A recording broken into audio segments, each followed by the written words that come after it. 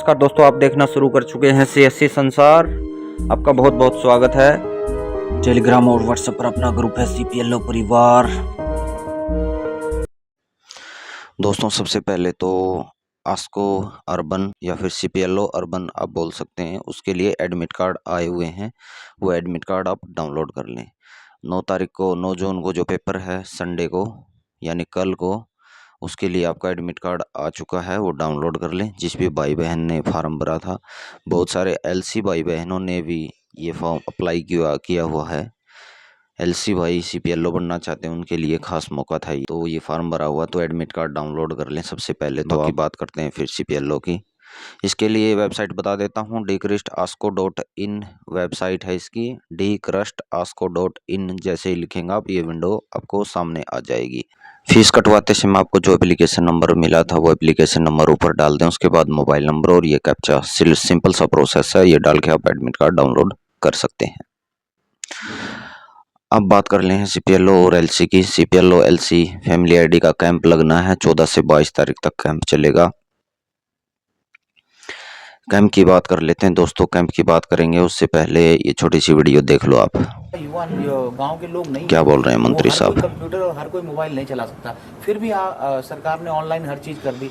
ये नुकसान किया आपको? क्या ऑनलाइन की वजह से जो शुरू में वोटों का नुकसान हुआ है तो आपको? उसका विरोध तो होता है, लेकिन इसका फायदा भी आपने भी देखा होगा कि जब कंप्यूटर आया तो सब लोग ये कह रहे थे ये हो जाएगा वो ये हो जाएगा, लेकिन इसके फायदे भी बहुत हैं। तो जब शुरू में कोई स्कीम आती है उसके नफ़ा नुकसान होते हैं, लेकिन इसका हम जो समय कम है, इसका कोई न कोई तोड़ हम ढूंढेंगे। कुछ एक योजनाओं को जैसे ऑफलाइन करके, जैसे फैमिली ID है, प्रॉपर्टी ID है, इनको कल मंथन हुआ है कि इन पे विचार करके इनको कुछ दिन के लिए ऑफलाइन किया जाए। ऑफलाइन किया जाए। एक बहुत बड़ी बात है कि तमाम ये जो पोर्टल है जिनसे लोगों को दो चार होना पड़ता है, अब सरकार उसको उस समय के लिए ऑफलाइन करेगी ताकि लोगों को इसमें डील दी जा रही है दोस्तों। साफ साफ बता दिया है कि इसमें जो भी आपका जो नियम है फैमिली ID के या प्रॉपर्टी ID के, उनमें डील दी जाएगी। इससे यही पता चला जाता है। ऑफलाइन तो नहीं होगा, ऑनलाइन होने के बाद ऑनलाइन होगा, ऑनलाइन नहीं होगा, ऑफलाइन नहीं होता होगा।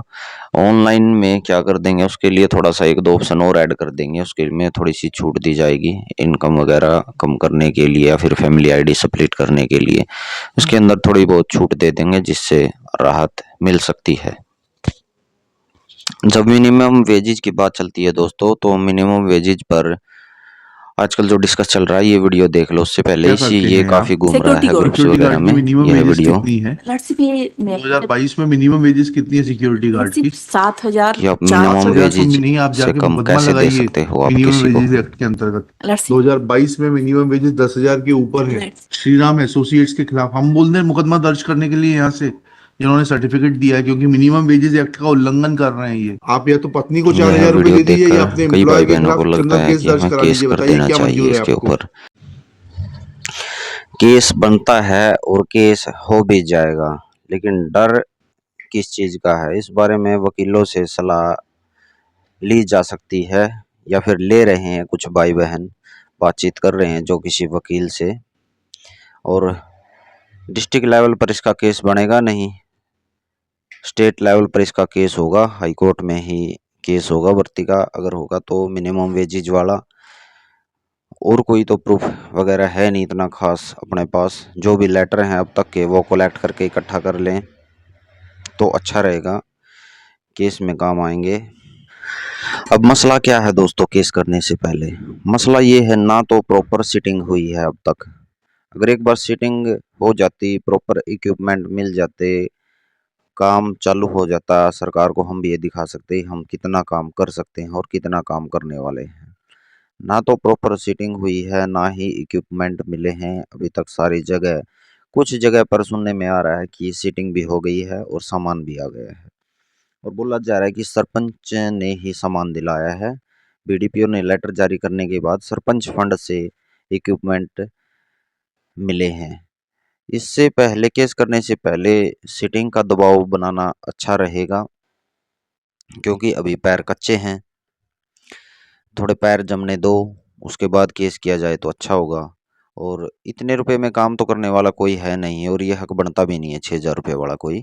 ये तो कोई ज़्यादा डरने वाली बात है नहीं, इसमें आप मान लो ये बढ़ जाएगी लगभग। अभी भी ये 6 नहीं देंगे, 15 तक तो शायद पहुंचा ही देंगे, 15।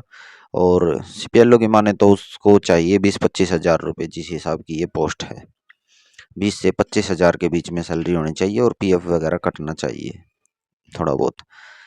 तो दोस्तों केस से पहले ये सारी चीज़ें हैं जो हम डिस्कस कर लेते हैं। केस से पहले ये सारी चीज़ें, सबसे पहले सीटिंग का हो गया, सीटिंग होनी ज़रूरी है, प्रॉपर सामान मिलना ज़रूरी है।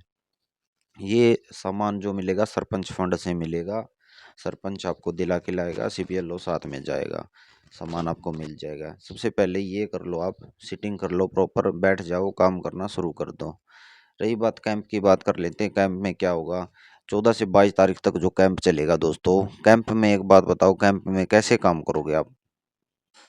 सीटिंग है ही नहीं पहले, प्रॉपर सीटिंग के बगैर आप कहाँ बैठ के करोगे? स्कूल में, आंगनबाड़ी में, कहाँ पर बैठकर कहाँ करोगे और कैसे करोगे जब सामान ही नहीं है आपके पास? ये मुद्दा बनता है हमारा। सरकार हमें पीछे से पकड़ती है तो हमें भी सरकार को पीछे से पकड़ना होगा। जब ये कैंप के लिए बोल रहे हैं 14 से 22 तारीख से 1 हफ्ता कैंप लगाना है सीपीएलओ एलसी भाइयों को, तो इस कैंप में जब भी काम करोगे आप, सामान के बिना काम नहीं कर सकते आप। ये तो फॉर्मेलिटी वाली बात होगी ना, बगैर इक्विपमेंट के आप बैठ जाओगे, लोग आएंगे आपसे झगड़ा करके चले जाएंगे, या फिर आप उन्हें लॉलीपॉप दे दोगे भी ऐसे हो जाएगा, ऐसे कर लो, ऐसे हो जाएगा। ना कोई प्रॉपर कैंप के लिए ट्रेनिंग दी जा रही, आपने कैंप में क्या क्या काम करना है, प्रॉपर ट्रेनिंग तो दी जाए। और काम में क्या अथॉरिटी आपको मिलती है? कोई अथॉरिटी भी नहीं मिलती ने अलग से, कुछ काम नहीं कर सकते। वही काम जो अब कर रहे हो आप, वही आईडी मिलती है, वो उसी आईडी पे वही ऑप्शन होते हैं, अलग से कुछ नहीं है उसमें। या तो प्रॉपर अथॉरिटी हो। इनकम कम करवाने के लिए सबसे ज़्यादा लोग आएंगे, इनकम कम होती नहीं, हमारे हाथ में है नहीं इनकम कम करना, वही सबसे ज़्यादा लोग आएंगे। स्प्लिट वाले आएंगे लोग, स्प्लिट करवाने के लिए, स्प्लिट फैमिली आईडी मेरी अलग कर दो, मेरी वो भी स्प्लिट भी इसीलिए करवाते हैं इनकम कम करवाने के लिए। वो ऑप्शन भी हाथ में है नहीं, होगा नहीं, हालांकि ओपन है, स्प्लिट का ऑप्शन आया हुआ है। यही बातें रहेंगी मेन प्रमुख, और कोई काम होता नहीं कैंप में।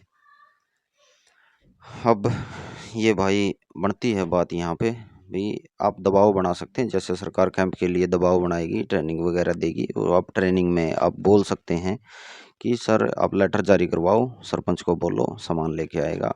सीटिंग आपकी जियो टैगिंग के लिए फ़ोटो मांग ही लिए गए हैं, सीटिंग का पता चली गया है कहाँ कहाँ होनी है।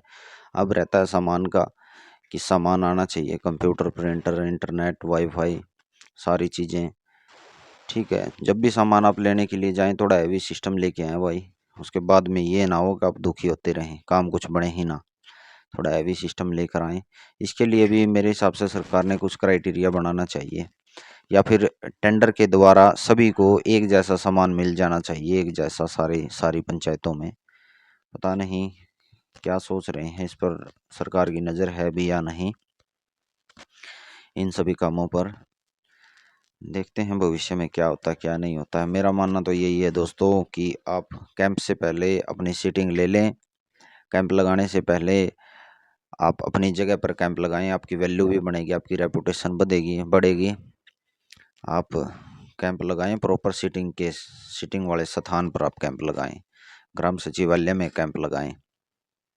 और इक्विपमेंट के लिए अभी से प्रेशर बनाएंगे तो अभी टाइम है, तो आपको सामान मिल भी जाएगा। 1-2 दिन में लेटर जारी हो जाएगा और सामान फटाफट आ जाएगा कैंप से पहले आपका। अभी दबाव बनाओगे तो सारे काम फिट हो जाएंगे आपके। और केस के लिए काफ़ी समझदार आदमी हैं भाई, समझदार सीपीएलओ हैं, वही फैसला लेंगे। आज के लिए इतना ही, इसी के साथ आप सभी का धन्यवाद।